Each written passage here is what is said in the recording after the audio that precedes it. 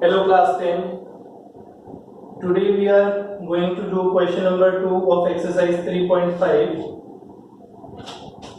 I am reading out the question. Question number 2 का first part है for which values of a and b does the following pair of linear equations have an infinite number of solutions. तो पहले हम equations लिख लेते हैं. Condition तो हमारे पास है. फर्स्ट पार्ट में हमारे पास इक्वेशंस हैं 2x plus 3y is equal to 7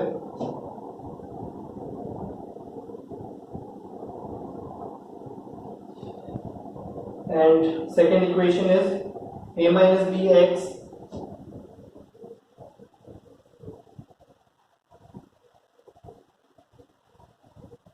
plus a plus by is equal to 3a plus b minus 2.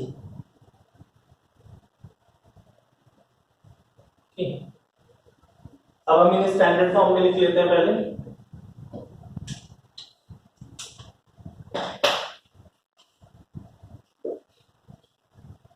और we can write them as 2x plus 3y minus 7 is equal to 0 and a minus bx plus a plus by minus 3a plus b minus 2 is equal to 0. जो condition हमें given है वो है infinite number of solutions की. For infinite number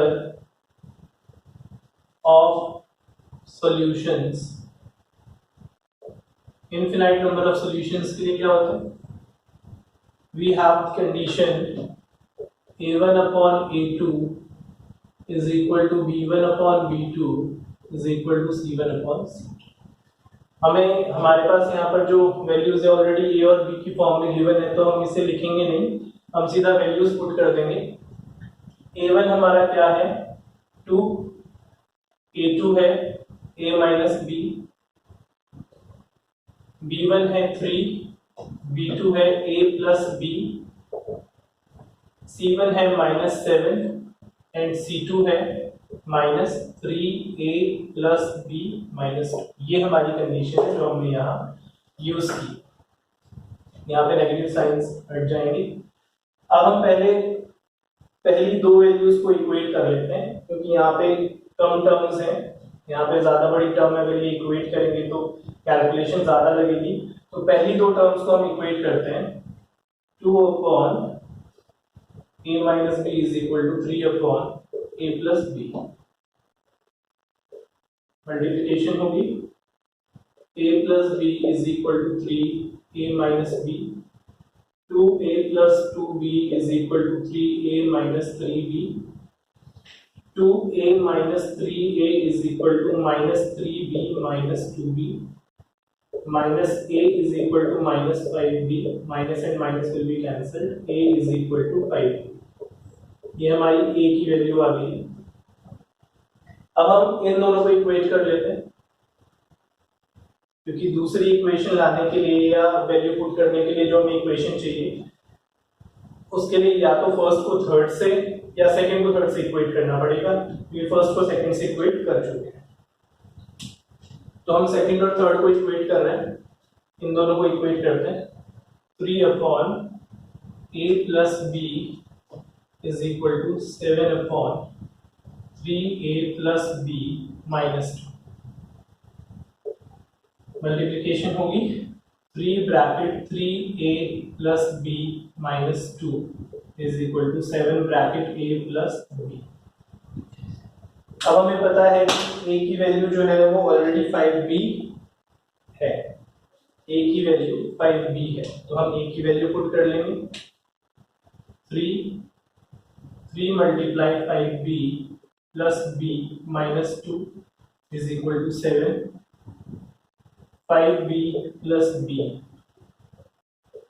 हम यहाँ लिख देंगे from 1. We have used a is equal to 5b from 1. 3 bracket 15b plus b minus 2 is equal to 7 multiply 6b. 3 bracket 16b minus 2 is equal to 7 6 42 42b. 3 को multiply करेंगे पूरे bracket से, 16 3 48 48b minus x is equal to 42b. Like terms को एक तरफ ले आते हैं, 42 यहाँ आ जाएगा, 6 को वहां ले जाते हैं, 48b minus 42b is equal to 6. This implies that 6b is equal to 6, or we can say b is equal to 6 by 6, so b is equal to 1. b की वैल्यू हमारी आ गई है 1. इसे थोड़ा बेटर तरीके से मैं लिख देता हूँ.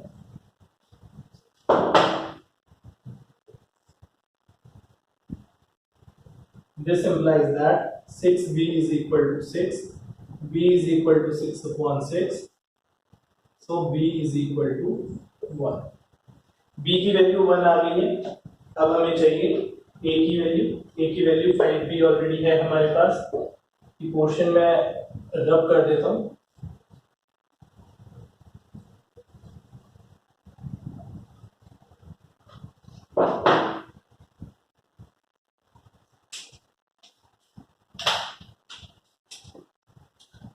Put b is equal to 1 in equation, or we can say in, this is equation 1.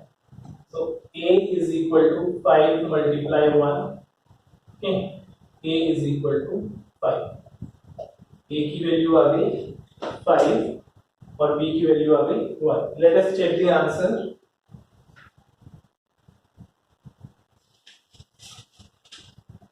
Yes, NCERT में a की वैल्यू 5 ही गिवन है और b की वैल्यू 1 ही गिवन है.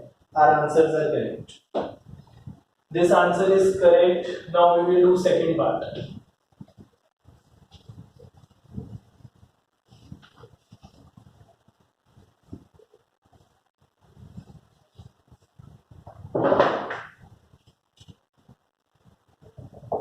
Second part कहता है for which value of k will the following pair of linear equations have no solution. अब हमें k की वैल्यू निकालनी है, यानी कि k की क्या वैल्यू होनी चाहिए जिसके लिए नीचे लिखी हुई इक्वेशंस जो हैं उनके पास नो सॉल्यूशन की कंडीशन है. इक्वेशंस लिख लेते हैं. 3x plus y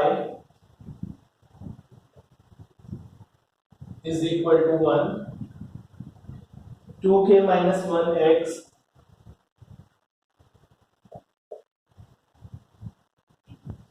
plus k minus 1y is equal to 2k plus 1. अब थोड़ा सिंप्लीफाइड फॉर्म में, यानी कि रिक्वायर्ड फॉर्म में, सिंप्लीफाइड नहीं लेंगे, रिक्वायर्ड फॉर्म, स्टैंडर्ड फॉर्म में हम इसे लिखेंगे. इक्वेशन को, फर्स्ट इक्वेशन को लिखेंगे पहले, फिर सेकेंड इक्वेशन को लिख लेंगे plus k minus 1y minus 2k plus 1. यहाँ पर a1 है 3, a2 है 2k minus 1, b1 है 1, b2 है k minus 1, c1 है minus 1, c2 है minus 2k plus 1. हमें कहा है कि इक्वेशंस के पास सॉल्यूशन नहीं है, no solution. For no solution,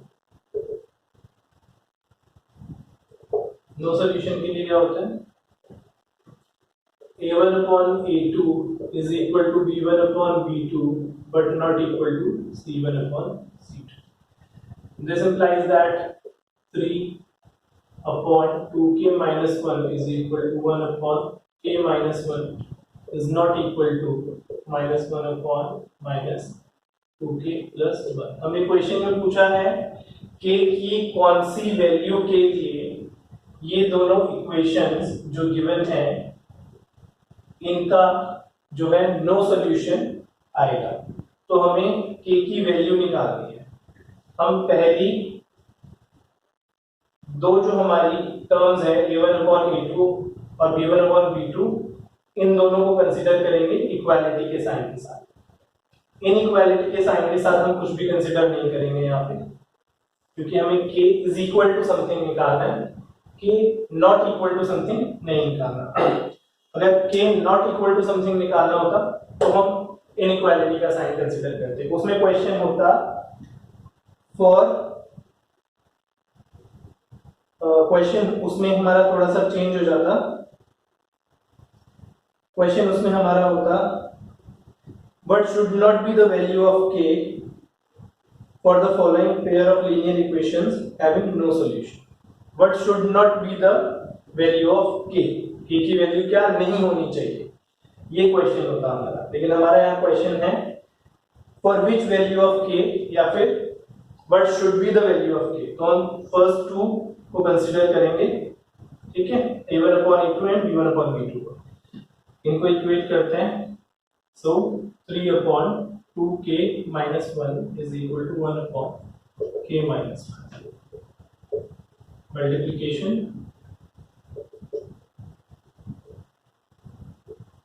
1 से मल्टीप्लाई होकर सेम वैल्यू आ जाएगी। 3k - 3 is equal to 2k - 1। 3k - 2k is equal to 3 - 1। 3k - 2k is k is equal to 2। k की वैल्यू आएगी 2। आंसर चेक कर लेते हैं। यस, आंसर जो है वो 2 ही आ रहा है। हमारी स्टेटमेंट आएगी therefore for k is equal to 2 given pair of equations have no solution। with this part question number 2 of exercise 3.5 is complete।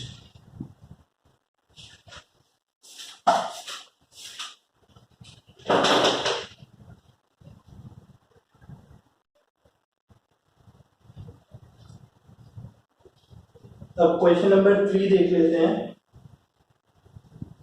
Solve the following pair of linear equations by substitution and cross multiplication methods। हमें substitution भी use करना है और cross multiplication method भी use करना है।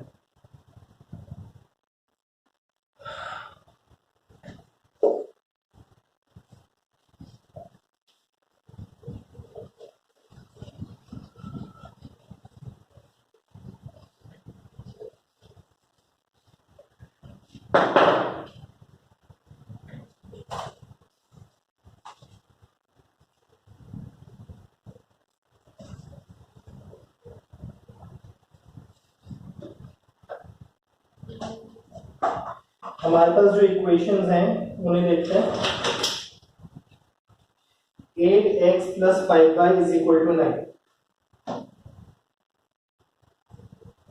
8x + 5y = 9। फिर है 3x + 2y = 4।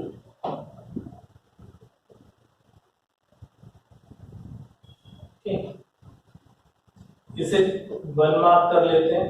उसे पहले हम यूज करते हैं substitution method. Using substitution method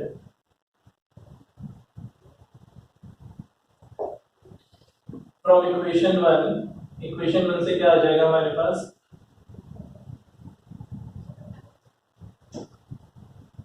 8x + 5y = 9 है। x की वैल्यू हम निकाल लेंगे y के टर्म्स में। 9 - 8x 9 - 5y x = 9 - 5y upon 8। ये हमने x की वैल्यू निकाल ली 9 - 5y अपॉन 8। ठीक, इसको मार्क कर लो 3। नाउ पुट सब्स्टिट्यूट, यहाँ पे वर्ड यूज करेंगे, substitute value of x from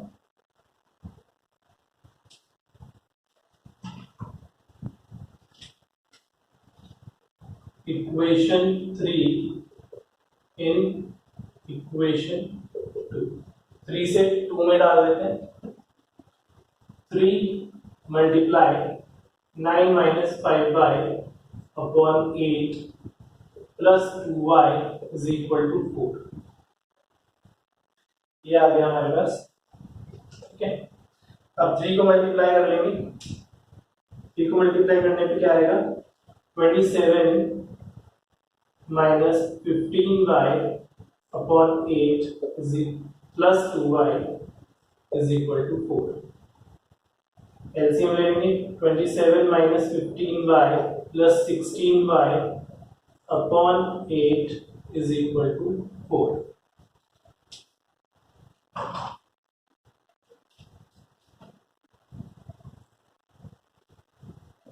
ये आ जाएगा हमारे पास 27 माइनस 15y प्लस 16y है तो प्लस y आ जाएगा। 27 plus y is equal to 8 4 जा 32। y is equal to 32 minus 27। This implies that y is equal to 5। ये आ गई हमारी y की value. Now put y is equal to 5, y is equal to 5 in equation 3। Third equation में डालेंगे, x is equal to 9 minus 5 bracket 5 upon 8। 9 minus 25 upon 8 ये आ जाएगा minus 16 upon 8। x is equal to minus 2। अब 1 and 2 values एक बार verify कर लेते हैं। x की हमारी जो वैल्यू आई है वो है -2 और y की है 5। हमारे आंसर्स सब्स्टिट्यूशन मेथड से करेक्ट आए हैं। अब क्रॉस मल्टीप्लिकेशन मेथड यूज करते हैं।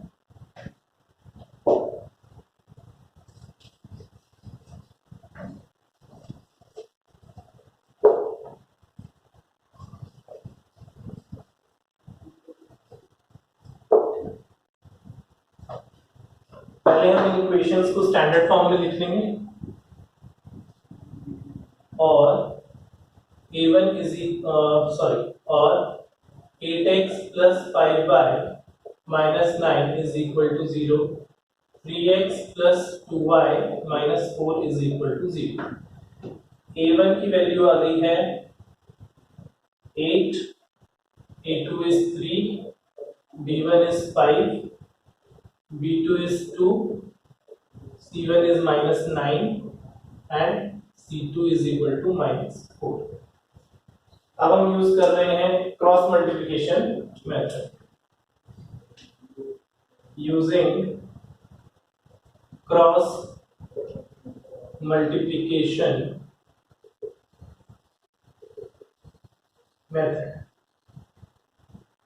क्रॉस मल्टीप्लिकेशन मेथड में हम पहले लिखते हैं x के नीचे हम लिखते हैं b1 b2 यानी कि 5 2, फिर लिखते हैं c1 c2 -9 -4 y upon c1 c2 -9 -4, फिर लिखते हैं a1 a2 8 3, फिर हम लिखेंगे 1 के नीचे आता है पहले a1 a2, फिर आता है b1 b2। अब मल्टीप्लिकेशन होगी और फिर सब्ट्रैक्शन में उनको रख देंगे। 5 मल्टीप्लाई -4 करेंगे, 5 multiply -4 -9, 2 multiply minus is equal to y upon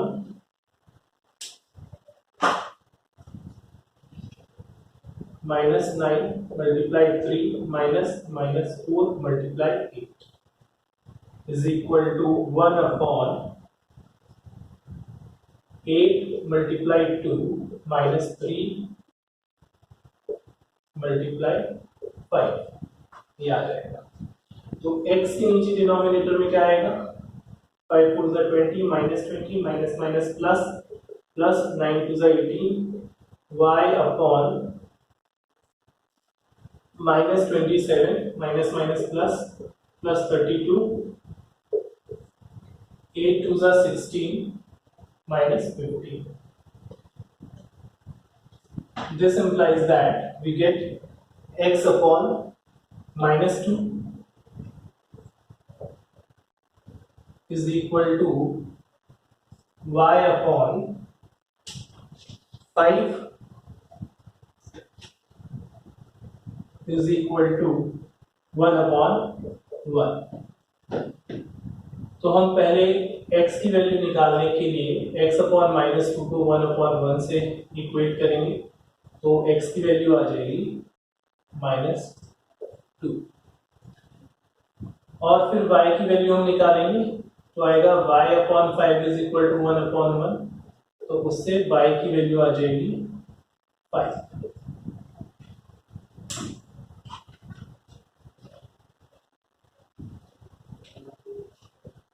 y is equal to 5। हमारी x की वैल्यू -2 ही आ रही थी और y की वैल्यू जो है 5 ही आ रही थी, तो हमारे आंसर्स क्रॉस मल्टीप्लिकेशन मेथड से भी आ चुके हैं।